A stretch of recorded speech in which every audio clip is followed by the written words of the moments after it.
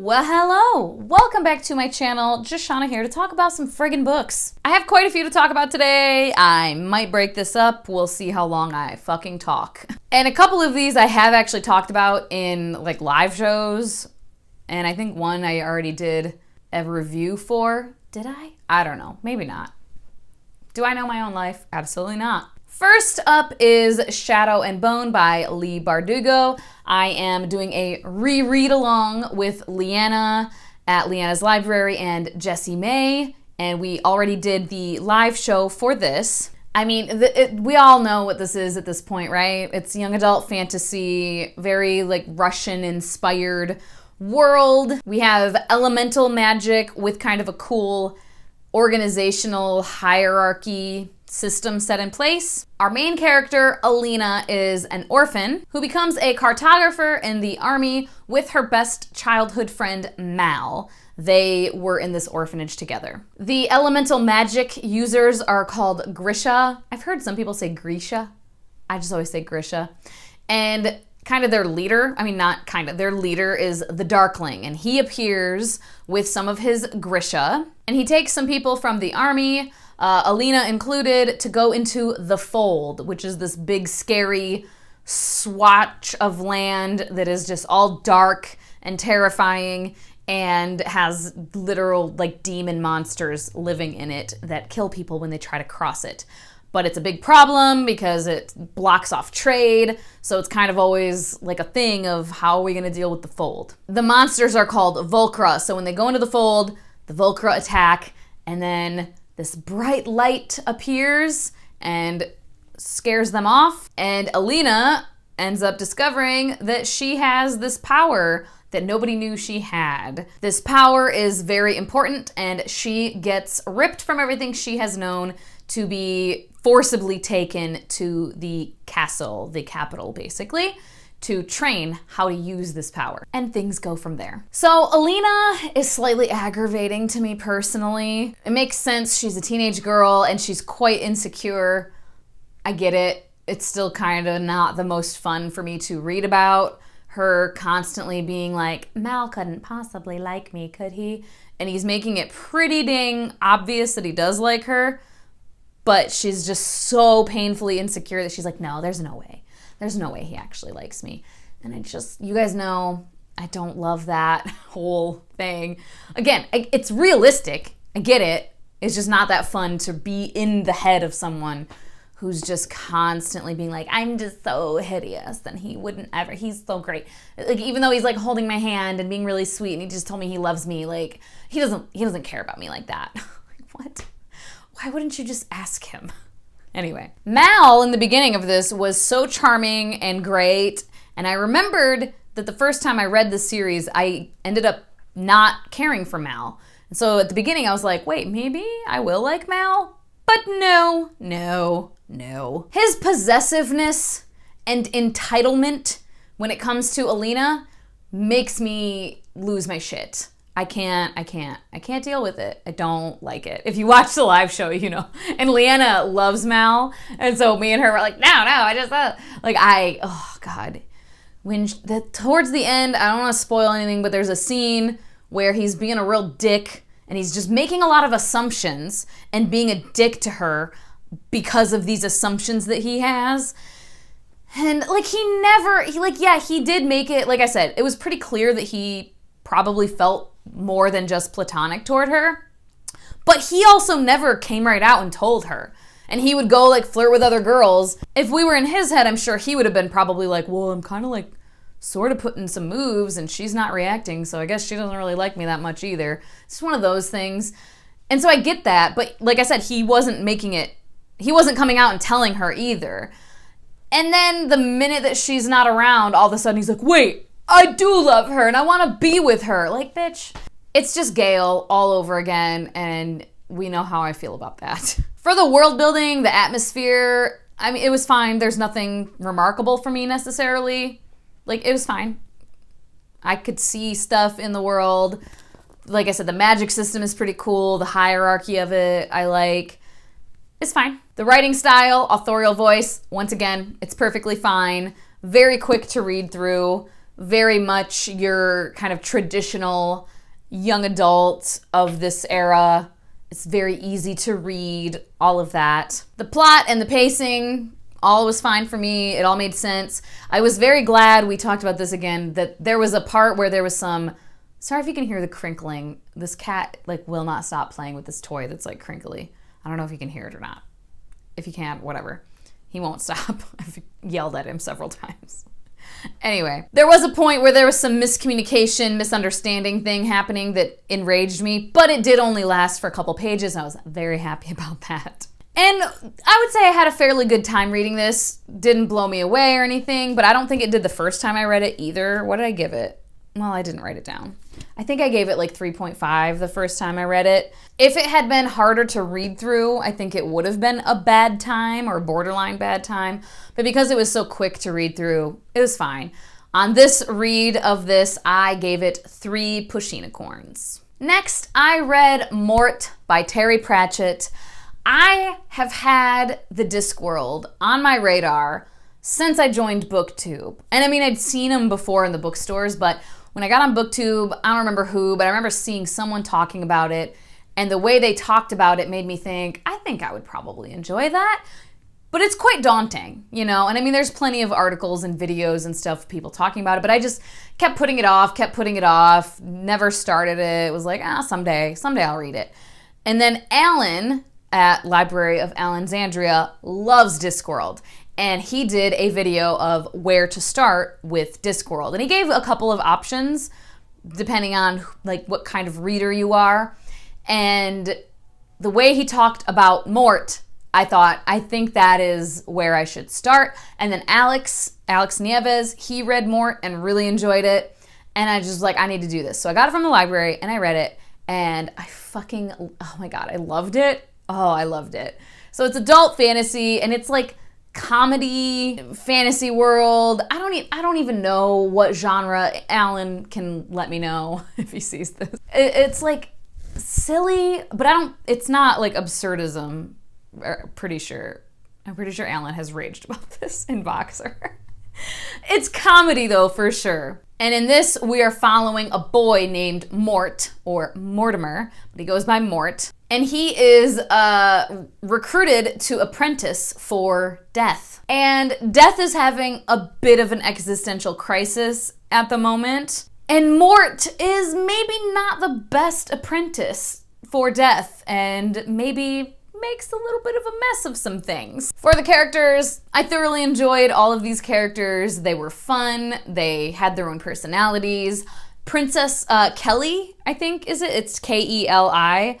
Would 100% be me. When I was reading it, I was like, yeah, I get this. And then Alan said, he's like, I could absolutely see you reacting to that situation the way that she did. And I was like, yes, definitely. The world building and atmosphere was really solid here. The Discworld is an expansive world, and like the series, the world of the books is really large, and like the world itself is, but I could see it in my head, like a little map of it, and especially in the city of, what is it called? Ankh-Morpork? What is it? Mankpor? The city, the major city. It very much was coming alive, and I know that as you continue on, like it becomes even more and more alive. I think in Guards, that series, you're more in that city, and it's just this huge sprawling metropolis, and like it just very much was coming alive on the page. So the writing style, the authorial voice is exactly my cup of tea. I love the writing style of this book, this authorial voice. It's so silly and witty and clever and like dry humor and wordplay. I tabbed so many things. Oh my God. And of course, I don't have the book now. I did take pictures of the tabs, but they're on my phone, which I am recording on, and I forgot to send them to myself, so I cannot read them to you. But just know that I tabbed so much shit, so many quotes to save, but even the quotes I didn't save, there were so many moments that just made me legitimately laugh out loud. But some of the quotes that I did save: he was tall, red-haired, and freckled, with the sort of body that seems to be only marginally under its owner's control. It appeared to have been built out of knees. Like that kind of just like silly way of describing things. I love it. In short, Mort was one of those people who are more dangerous than a bag of rattlesnakes. He was determined to discover the underlying logic behind the universe. I really liked that. This fucking, oh my god, I cackled. We're talking about some random character who is fishing. So long as he caught nothing, Terpsic Mims was one of the disc's happiest anglers, because the Hackerel River was 5 miles from his home, and therefore 5 miles from Mrs. Gladys Mims, with whom he had enjoyed 6 happy months of married life. That had been some 20 years previously. So yeah, those are my favorite quotes. So yeah, needless to say, I very much enjoyed this. Will be purchasing a copy for myself and continuing with the series and reading further into the Discworld as well, because oh my god, such a fun time. I ended up giving this one 4.5 Pushinicorns. Right after finishing Mort, I picked up this indie book that was sent to me by the author, so thank you very much. The Magic Fix by Mark Montanaro. I showed this in a haul, and I know Alex also received a copy of this. And he has also, like I said, recently read Mort. And it just worked out perfectly because this writing style, this authorial voice, very Pratchett-esque, like incredibly similar. It's not like a copycat or like whatever. It's just that same style, that same authorial voice, that same humor. And oh, it was so great. I mean, you can see I have several tabs. Orange indicates something that was either like just I love this or really funny. And there are just so many. This is adult fantasy as well. We have kind of traditional fantasy races. We have elves, humans, pixies, goblins, ogres, trolls. There is a war going on between the humans and the trolls. There are various different alliances between various different races. And a couple of different groups of people, or groups of beings, decide that there is an assassination that needs to happen in order for there to be peace. Events are set in motion and things ensue. And this is pretty short. It is 200 some pages long. 227 pages long, so not super long.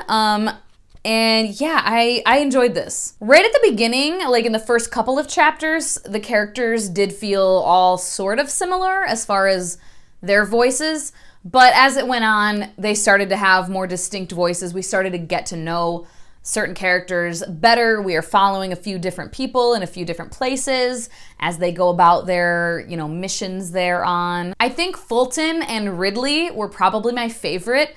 They are these two men that get put together on a quest to go on, and their banter with each other was just cracking me up. For the world building, I would categorize this as slightly lighter world building.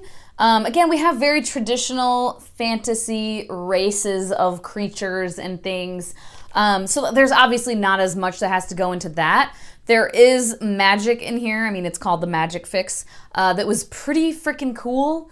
And we got just a touch of it though. So I'm very excited. I really want to read on in this series, and I'm genuinely excited to see where the magic goes, because we just got a little bit of it, but it was pretty cool. I liked how it worked. And yeah, the authorial voice, like I said, just absolutely fucking hilarious.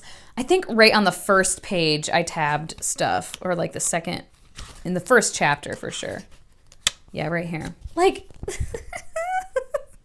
the Lord of War estimated that 1 unicorn in the air was worth about 100 horses on the ground. Although given that no unicorn had ever been used in a battle, this estimate was not considered wholly reliable. And then later, they did once manage to catch a unicorn with the use of an apple and a very high-pitched song, but the unicorn escaped before they could even confirm that it had the expected number of legs.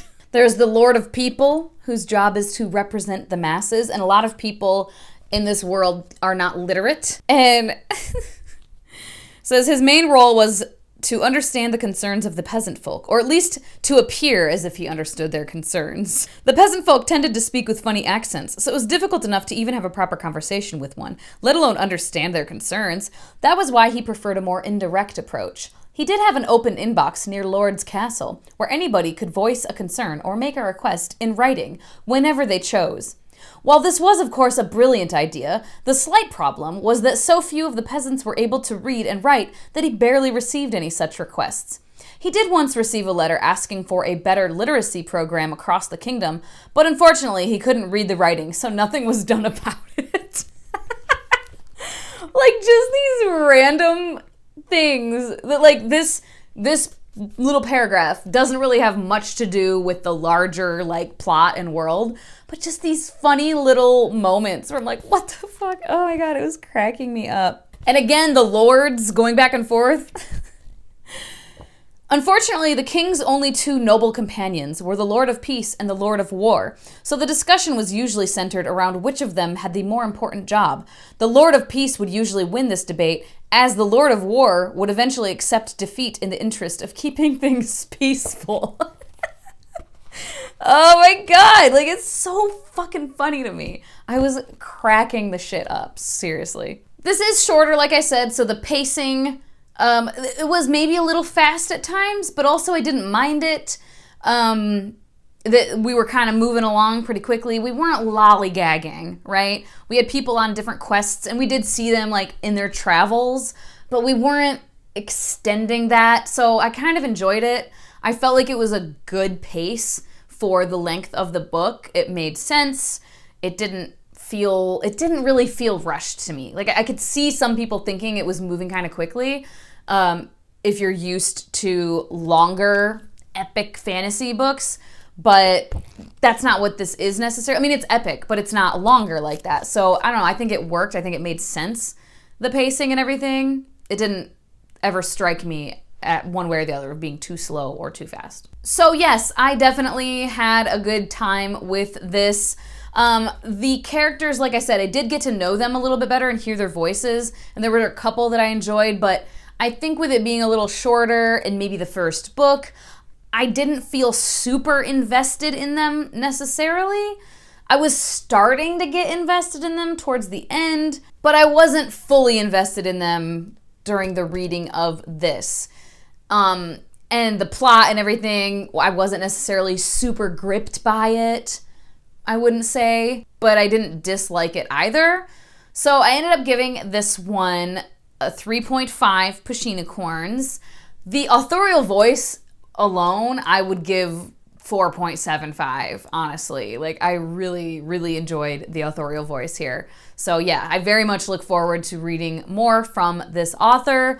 If you enjoy kind of a comedic writing style every now and then, I definitely would recommend checking this out and seeing if it is your cup of tea. I'll have a link for it down below. I might change the rating on that, honestly. I might make it a 3.75. Yeah, I think I will. I'm gonna change that. I'm gonna amend to a 3.75. I've sat with it for about a week or so. Yeah, we're going to 3.75 for that one. I'm gonna cut myself off now. There was one more book I could talk about, but I'll just save it for a different wrap-up. I've been talking for too long, I can just tell. Let me know if you have read any of these and what your thoughts were down below. If you don't have any thoughts and you just wanna say hey, pop a little emoji in the comments. Also, if you're here and you're not subscribed, you know, you could subscribe if you would like to, if you enjoyed this video. Give me a little thumbs up, give me a little like. And as always, thank you so much for your time. Hope you guys have a wonderful day, and I will talk to you later. Bye-bye.